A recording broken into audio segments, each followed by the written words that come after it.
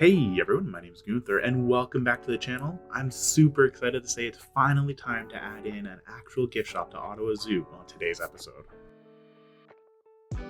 Alright everybody, as I mentioned, I'm really excited to finally play around with the gift shops in Planet Zoo.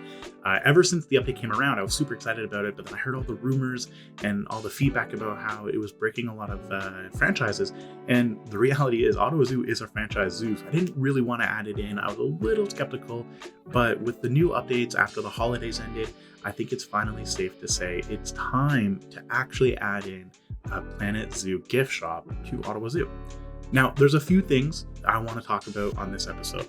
Right off the bat, this was actually built on stream again, so really kind of having a lot of fun building on stream, more so because I get feedback from you live, lets me know I'm doing a good job, or it gives me really cool ideas to build something better. On top of that, I also got to talk a little bit about what I do in my normal day-to-day life, which is very much a marketing thing. So I definitely know what goes into creating stores that are actually going to do really well.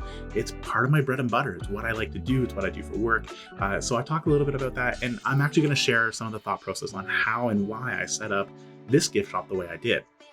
Now, right off the bat though, our gift shop is going to be at the front of the zoo. And part of the reason why is when you go to a zoo, what's the first or maybe even the last thing you want to do when you visit or leave a zoo?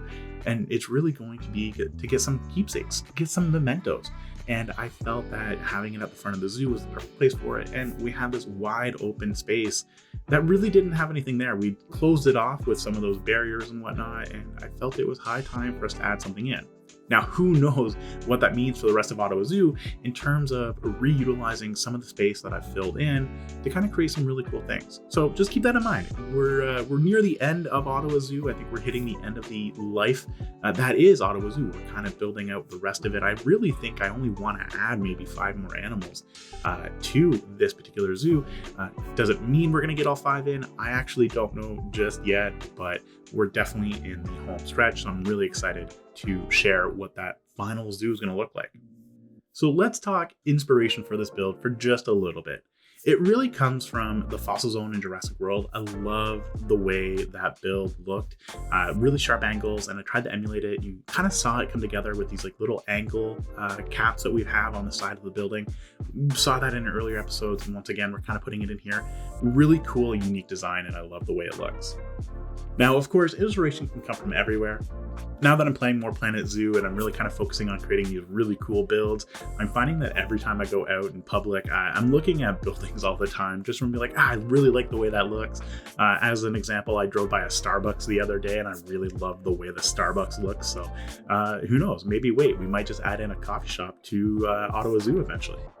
Now, really quick shout out to Claby for that really cool doorstop idea on the door there. I love the way it looks, such a small detail, and it really adds so much to it. Now, with the exterior kind of ready to go, it's time for us to flip to the interior, which really is going to be the majority of this episode. A lot of it is going to be on the interior work. And even though I played around with the colors a little bit here, I think I was just kind of exploring and playing around because I hadn't really touched the gift shop ever in Planet Zoo until this episode. So I wanted to experience everything, and you're kind of seeing it all happen live, which is really cool because it's part of the experience and the joy of playing Planet Zoo. Now, I mentioned earlier that marketing is my bread and butter. It's actually what I do for work, and I want to share with you about why I set up this particular gift shop the way I did. And there's really a few good reasons for it, and I'm kind of really excited. Hopefully this helped you to build your own gift shop. So right off the bat, we're going to start with what I call, and what we call in our industry, a hero display. So a hero display is the one display that you want all of your visitors, your shoppers to see. In this case, we eventually land on some plushies. I love the way it looks. And there's a really cool Easter egg. Not really, but we put a screen here. It's a placeholder screen. So the image you're going to see is just literally a placeholder. Claby put together something really cool that you're going to see in the very final shots of this episode. And you're going to be able to go to our Discord and download it as well. So if you want to get this for yours as well, by all means, it's available for you to download.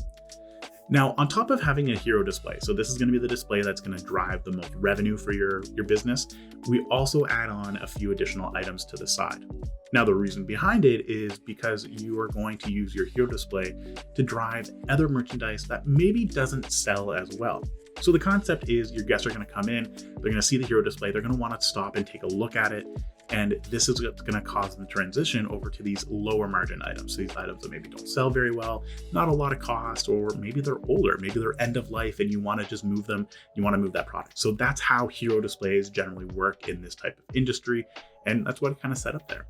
On top of that, we want to create a path throughout our gift shop. And it's really cool. A lot of industries utilize heat mapping now, and we can't do that in this game in this sense. And what heat mapping is they just identify where your visitors, your guests in your store will always visit. And they want to create something that's going to drive them around in a circle. So that once they come in, they flow through in a regular way. They're going to stop and look at the items you want them to look at. And maybe this will keep them here a little bit longer, things like that. And every time that I kind of play something, you're seeing me pull it back a little bit. It's because I want to see what the view looks like so that I can make sure that the placement makes sense. Another example of good marketing is placing these items behind your cash register. Typically, your guests don't go behind cash registers. They're always welcome to, but they don't go there. So the idea behind it is as they're shopping for their final purchases, what you want them to do is see all these really cool low ticket items on the back of your kiosk or a back of your store.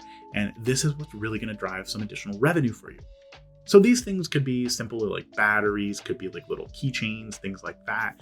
Maybe some additional plushies, maybe you have larger plushies, smaller plushies. So you want to put things here that are really going to drive customers to purchase last minute items as they're waiting for you to bag up your purchase.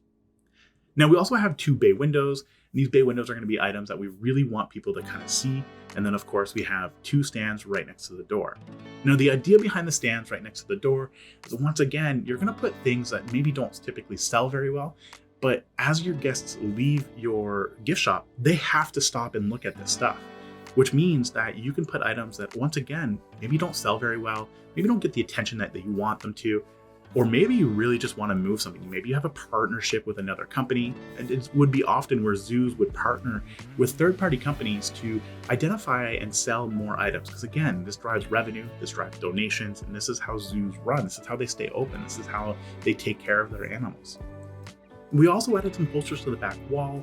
These are just going to take advantage of, once again, of those sight lines and that hero display. People are going to come in, look at the hero display, look up at the back wall, maybe see those really cool posters, and then travel over there. So with the majority of the interior finally complete, it's time for us to add in some finishing touches. And there's really not much left to complete our first gift shop.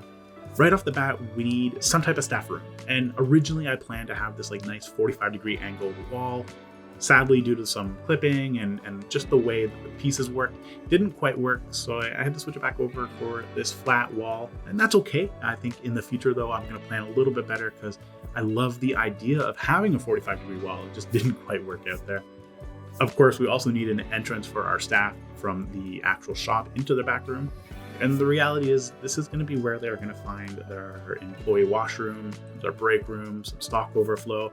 So it's definitely a necessity to create a more realistic gift shop.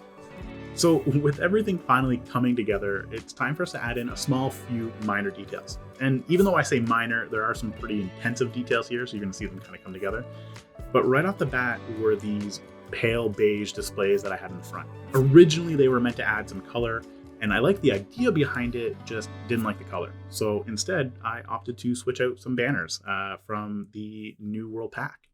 On top of that, we need to add a sign in, so I called it Keepsake's Corner, because really this is going to be where you're going to come to get your keepsakes from visiting Ottawa Zoo. Now, of course, I like the idea of having it as keepsakes and then corner spelled with a K, it works. But I realized it kind of looked a little weird, so I do swap it back out for a regular C. So now it's called Keepsake's Corner with a C, and you'll see that at the very end. I do struggle a little bit, of course, just in making sure all these pieces work together, and I think food for thought for you guys if you're new to building Planet Zoo is take your time, don't rush things, because when you rush it like I just did, you end up creating more work for yourself.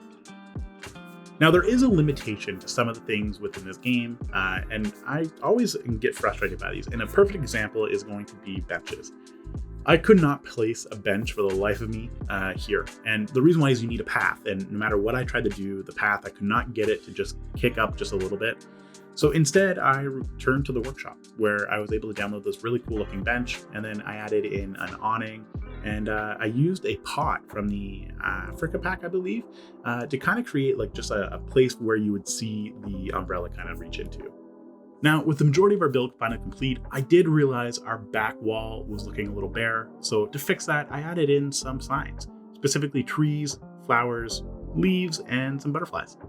Now, before we get to a short tour of our completed gift shop, which I'm really excited about, I want to say thank you so much for watching this video and the series. This has really helped me to improve at Planet Zoo, and I really appreciate that. Now, if you're liking the content, or maybe you learned something really cool, think about subscribing. It helps me to grow, or think about leaving a comment, because it helps me to improve. And lastly, think about leaving a like. This helps to get the video out there and show others some really cool builds. As always though, thank you so much for your support. I really appreciate it. Now, as a heads up, I'm going to be on vacation for the next week.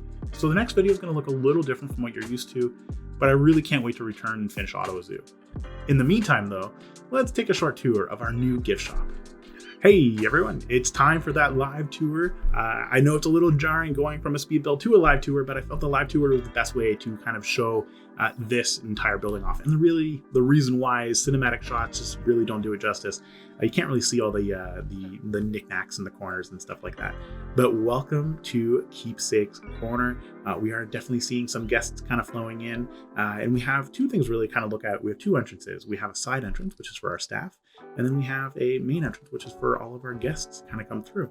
Right off the bat though, we have two benches, which is from the workshop, because I couldn't place an actual bench or an actual picnic table here. So there's going to be a link in the description below for this table, because I think it's really cool, and it's a nice little table, so it gives you a little bit more freedom to place it wherever you want. But as you kind of go up into Keepsake's Corner, we enter in, we see our hero display and a video. So a huge shout out to Claby for creating this for the community.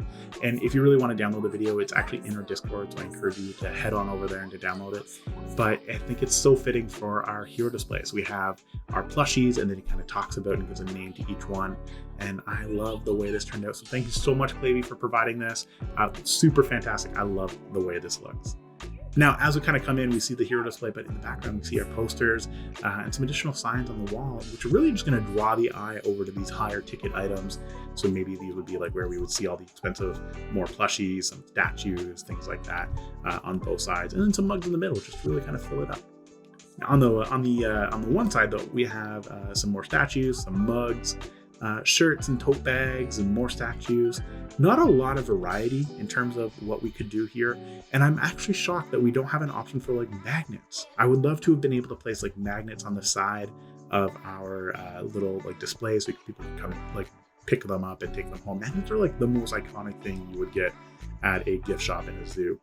And really cool is we even have like these little signs on the top of our zoo, which really just kind of are on the top of our shop, which are three of our key animals that we have. We have the bison, we have our timber wolf, and we have our grizzly bear. So it's a perfect fitting place for a zoo that's based in North America. Now, as we kind of come over here, we see our no admittance, authorized personnel only, which we are also not allowed to enter, more so because the backstage area is not complete, nor do I think I'll ever actually complete it. It's more just for looks and to hide off some of the double walls that we've built here. And really the last thing, which I think is super fitting for a very cramped, very small gift shop, are some boxes like pushed off to the side. So it's hard to imagine, or not hard to imagine, that we just don't have a whole lot of space for stock. So maybe we just got a stock delivery. We're in the process of unpacking everything and placing it up on the walls and all on the cupboards and counters and stuff like that. And we've pushed it off to the side for the time being. Now, as I mentioned in the video, we have like these window displays, which really just draw the eye. So these are things that, maybe people will look at, they're low cost. They'd be like, oh, I really want to get a mug before I leave. And that's how we would draw people in. And then of course we have our two displays at the door. And these ones are actually, I placed everything individually, which is why you can kind of see there's a little gap there. But the idea behind it is you would come here and these would be like the lower cost ticket items, or maybe some things that are end of life, their shelf life is over and we really want to move them. So as they're leaving, we would want them to kind of pick these up. And truthfully, these would be like low cost as well, because the reality is this is going to be the one place where people might unfortunately shoplift from, because it's easy to grab it and run out the door before you kind of leave. But that's about it for our gift shop. A very short and sweet tour, but I really wanted to do a tour of this. I think it does it justice and kind of just gives an idea of what it looks like. So super happy about how that turned out. Now, as always, I just want to say thank you so much for your support. I think I've said that a few times now, but I'm Canadian, so I'm allowed to be polite. I just want to say thank you. And then, of course, as always, ciao for now, everybody.